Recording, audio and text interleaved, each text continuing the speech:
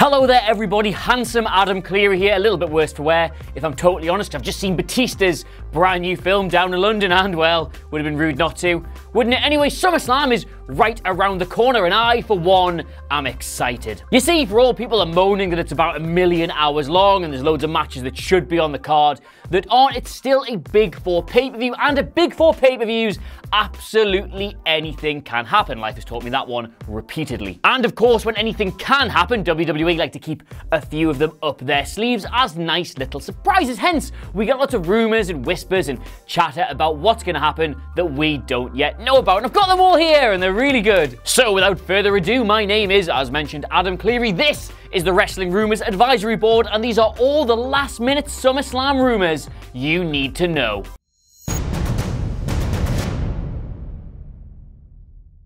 Number 10, a 14th match. We'll start with the pre-show because ultimately that's what pre-shows are for, and there are rumors flying around that despite it already being a gajillion matches long, we could still get another match added to SummerSlam's card. Yep, with it being an absolute travesty in these pretty blue eyes that Sasha and Bayley haven't made their way onto the card, WWE are toying with the idea of throwing them into a tag team match to placate the fans, like me. I mean, we could have finally just let them have their one-on-one match in New York, the same place where they shattered the glass ceiling for women's wrestling forever, but no, sure, that's fine. Just shove them in a tag match with the Riot Squad. Also, they might do Elias Lashley. Are we gonna have to stream this whole thing? Please no, we need sleep. The success of the network is measured by minutes viewed, so this thing's gonna go longer than a Dave Meltzer apology.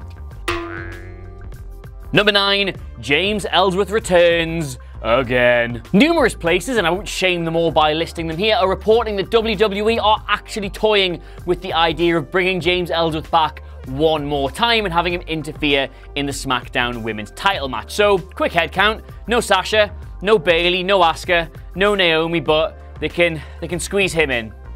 I have nothing else to say. Stop! He's already dead! Nope, not by the hair on his chinny chin arm. Becky Lynch and the accent Kevin Dunn hates is getting too over, so let's make her look thick. Number 8, The Rock returns. One surprise return that wouldn't lead to me repeatedly bashing my face off a concrete wall until only a goopy, oozy, bloody puddle was left at the top of my neck is this man, The Rock. Yes, him from the Scorpion King. Now, we know that WWE have discussed, at least internally, the prospect of The Rock coming back for a surprise return somewhere down the line, but rumor has it it's going to happen at SummerSlam. With there being no continuation of the Elias and Lashley feud, The Rock is going to drop in on the former's musical segment. Those same rumors even go on to say that Elias could make a surprise appearance on NXT TakeOver to hype up his in-ring segment. If all this is true, I'd be up for that. My Rock keeps tigers away. How does it work? It doesn't, but you don't see any tigers around here, do you? Judge Judy earns more than him. Judge Judy? Judge Judy. Judge Judy? Judge Judy, Michael Sidgwick. Judge Judy. I hope not. The Rock will just take valuable pay-per-view time away from emerging talent like Baron Corbin Carmella. Number 7, Dean turns on Seth. Betrayal news now, and there's going to be quite a lot of that in this video, and the looming suspicion is it's not just Dean Ambrose's hairline and trap muscles that have changed while he's been away, he's also now a total bastard. I mean, this one makes a lot of sense when you actually start to think about it, because Raw does not need another upper mid-card babyface that the company have no idea how to use, and this whole Seth Rollins Dolph Ziggler thing is coming to a natural end anyway, so why not have Dean kick his best mate's face clean off? Damn, bros. No one that jacked is friendly, except Simon Miller. Nah, you'll tag with Seth for about 19 times. That's how Raw works. Number 6, a Becky heel turn. While we're on the subject of wrestlers battering out of people they're supposed to be BFFs with, you have seen this whole Becky being in Charlotte's shadow tease and this finally being Becky's time, and yeah, you see where this is going. Now, I will just say here that while this does look like it could be on the cards, a far more interesting way to do it would be to have my literal future wife Becky Lynch win by pinning Charlotte and then have Charlotte turning on her, because Becky's much better as the plucky underdog face and Charlotte is an excellent heel, and it gives you something really good to build to for Evolution. But hey, what do I know? Please no, I actually like liking her. I was actually going to say the exact same thing.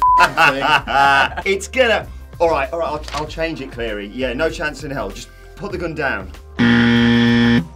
Number 5, both women's titles change hands. Yes, you see, that might not be the only women's title changing hands at SummerSlam because, as I say, the build-up to Evolution probably needs to start sooner rather than later, and it's unlikely that WWE will want to build that show around having Alexa Bliss and Carmella as its champions. It feels way too soon to put the belt on Ronda because realistically, when she gets it, where do you go with her from there? But given the current standings of the other women on Raw at the moment, there's probably not really any other options. And while we're on the subject, I know Alexa Bliss gets a lot of stick for not being one of the better women's wrestlers in the company, but I actually really like her as a character. I think she works brilliantly as the dastardly conniving champion. It's why they put so many belts on her.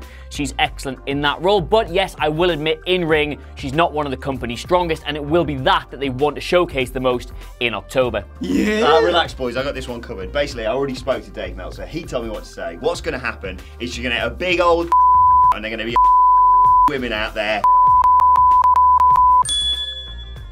Number 4, Kevin Owens wins. Ah yes, now we're really getting into the realms of lol imagine if, but it does seem that WWE might be having second thoughts about putting the briefcase on Braun. Not because he's not good, he is obviously very good, it's just that giving him that makes him overpowered. It's a bit of a game breaker. As a result of this, they have quite recently had to present him as the dumbest on earth to try and balance it out a bit, which is obviously a complete waste of both his ability and his popularity. Meanwhile, Kevin Owens, of all people, is the perfectly weaselly, shitty little heel to carry the thing around. Well, I mean, he used to be anyway. They just present him as a coward now, but OG Kevin Owens would absolutely find a way to win by count out or DQ, take the briefcase from Braun and cash it in later that night. Lol, imagine if. Didn't we just say Braun was going to cash in? No. I refuse. No. Doesn't WWE book all the briefcase holders like jobbers? Number 3, Heyman turns on Lesnar. Regardless of where the briefcase does end up though, WWE have been teasing something happening with Paul Heyman for the first time since, I guess, since he first turned on Brock. He's never normally a factor in these matches, and somehow this time he is. Him just staring at the Universal title like some kind of weird corporate golem was absolutely brilliant, and we've had this whole bluff and double bluff with the interview and the pepper spray and everything else that's gone on. Something is going to happen here, but what could it be? But Brock's his client. He's Gollum, and the belt That's precious. People seem to want Roman Reigns to align with Paul Heyman, so I can't see it happening. Number 2, Lesnar retains. But if this is all just a ruse designed to bait idiot marks like me, then there is a possibility that Brock Lesnar could still have the Universal title at the end of SummerSlam. And there are two very good reasons why WWE would do that beyond it merely being a swerve. Reason number 1 is the increasingly cozy relationship between WWE and UFC. I mean, we only just saw Brock Lesnar, a reigning champion in WWE, allowed to enter the octagon after a UFC bout without even taking his shoes off, I should add, and shove champion Daniel Cormier. Now, if he were to go there as Universal Champion and fight him, that is huge news. It's a license to print money. The other reason you have him do it is, well, actually, no, I'll let the boys clear that one up first. UFC stands for Ultimately Forgettable Champion. good one. Wait, seriously? I would piss myself laughing, so please do it. Number 1, Braun cashes in. So yes, the other reason you allow Brock Lesnar to retain the Universal title is because you make whoever walks down that ramp with the Money in the Bank briefcase instantly the biggest hero in the entire company. Oh no, Brock's retained, he's gonna go to UFC, we'll see even less of the belt, they're gonna bury the product even more. I can't do another 6 months of this angle. Cue music, cue apoplectic pop. Whomsoever walks down that ramp with the intention of relieving Brock Lesnar of his title at the last possible moment has literally saved WWE and all of its fans from another embarrassing 6 months of burying its own product. It would be the longest build we've ever had to something like this, and it's worth pointing out, not even entirely deliberately done by WWE, but dear God almighty, would it be worth it? Jesus. I'd bank on it. You might not be the only one. People seem to like Braun, so I can't see it happening. Bonus rumour, Daniel Cormier costs Brock. Yeah, there's nothing actually about that doing the rounds anyway, but I thought it was a really good idea, so tell your friends and we'll see if anybody believes it. So there you have it, those are all the last minute SummerSlam rumours I decided that you needed to know. Let me know what you made of them all in the comments below, and of course don't forget to like, share and subscribe. You can follow me on Twitter, somewhere around the screen. Follow WhatCulture Wrestling on Twitter, also somewhere around the screen. And do please join us on Sunday night for our very sexual, highly exciting live stream. It'll be me, Will Ball and Phil. Yes, we're doing a live stream, you lucky, lucky bastards. Though in the meantime, thank you very much for watching. I have, of course, been Adam Clery, and I will see you Sunday. Or, yeah, about maybe then. Bye.